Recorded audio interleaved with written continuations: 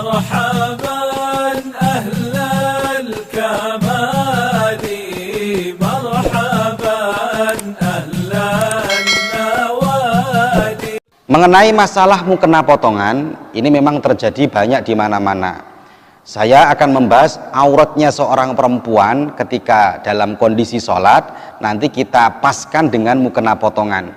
Karena memang mukena potongan ini di mana-mana banyak problemnya terlalu banyak. Dan kalau saya menganjurkan, lebih baik pakai mukena yang panjang daripada mukena potongan. Nah baik, auratnya seorang perempuan itu ketika dalam keadaan sholat, itu seluruh badannya kecuali muka dan kedua telapak tangan, zahiran wa batinan, luar maupun dalam, tidak wajib ditutup. Sedangkan muka, wajah, ini yang tidak wajib ditutup, itu adalah sama ketika seseorang membasuh mukanya pada saat berwudu. Jadi kalau dia saat berwudu, mana yang wajib dibasuh? Lah itu yang wajib dibuka, boleh untuk dibuka, yaitu dari ini. Kalau dari atas berarti dari tumbuhnya rambut yang atas sampai ujungnya tulang rahang yang bawah, dari sini. Jadi dari atas ini sampai ujungnya tulang rahang yang bawah. Artinya sampai sini saja.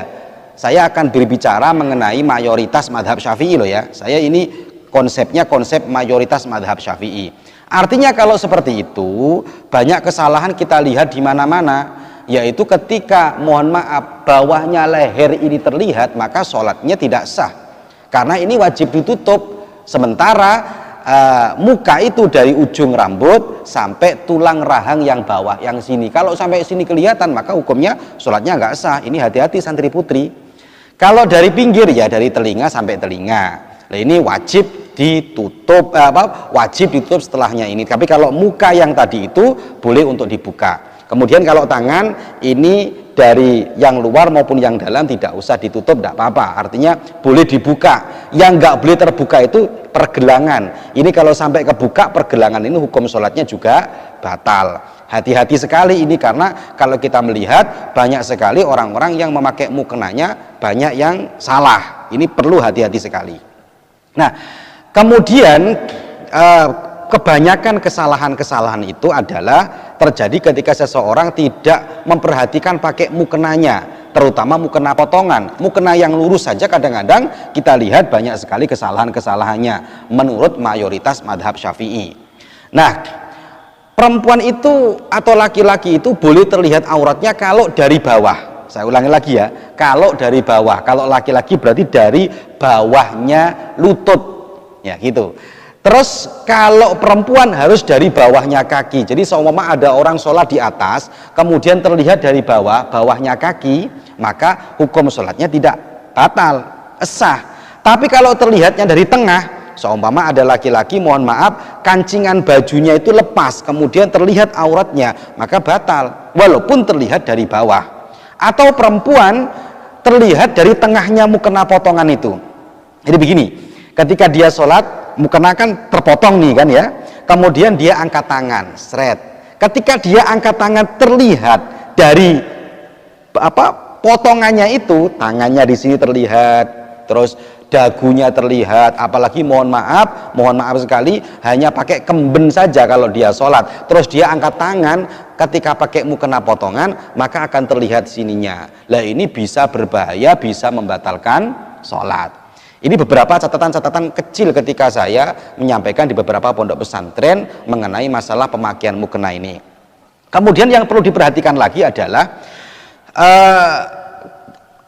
ini kalau bisa orang itu kalau sholat mukanya ini dia pakai iket, bahasanya pakai kalau orang sini namanya iket, jadi pakai kerudung lagi agar dia lebih bebas gerakan-gerakan sholatnya. Karena kalau nggak pakai iket sininya, kadang-kadang kalau dia gerak, apalagi keinjak yang belakang, ini naik ke atas, rambutnya kelihatan, batal. Padahal rambut ini wajib ditutup. Kemudian yang sering sekali saya lihat adalah ini yang disampaikan oleh santri-santri, ketika dia sholat itu rambut mohon maaf tembus ke mukenanya, ini juga batal. Apalagi Biasanya sekarang itu banyak sekali mukena-mukena yang di samping sini itu banyak ininya, banyak bordirannya. Lah banyak bordirannya itu kan ada lubang-lubangnya. Ketika dia pakai mukena, kalau nggak pakai kudung lagi, kalau nggak pakai ikat lagi, biasanya rambutnya keluar, nancep keluar. Lah itu juga bisa menyebabkan batalnya sholat. Ini perlu sekali untuk diperhatikan. Kemudian tangan kan luar dalam ini yang boleh dibuka kan. Kalau sini kan nggak boleh nih, ini nggak boleh. Lah biasanya mohon maaf ini kadang-kadang pakai ada cincinnya ini, cincinnya apa mukena itu pakai cincinnya mukena.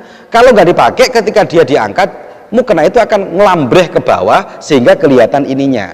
Ini pengalamannya seperti itu, hati-hati, maka bisa menyebabkan tidak sahnya sholat lagi. Dagu ini yang paling banyak, saya melihat banyak sekali di mana-mana. Dagu ini banyak yang terlihat. Ini mayoritas mazhab Syafi'i, kalau dagu terlihat hukumnya adalah batal. Dan yang paling banyak lagi, yang paling saya perhatikan banyak lagi adalah ketika dia sholat. Ini memang sulit sekali ya kalau pakai mukena potongan. Jadi ketika dia sholat, ini mukena, ini biasanya kalau waktu dia mau sujud, ini mukena itu ngelambreh ke depannya sehingga dia mensujudi mukenanya.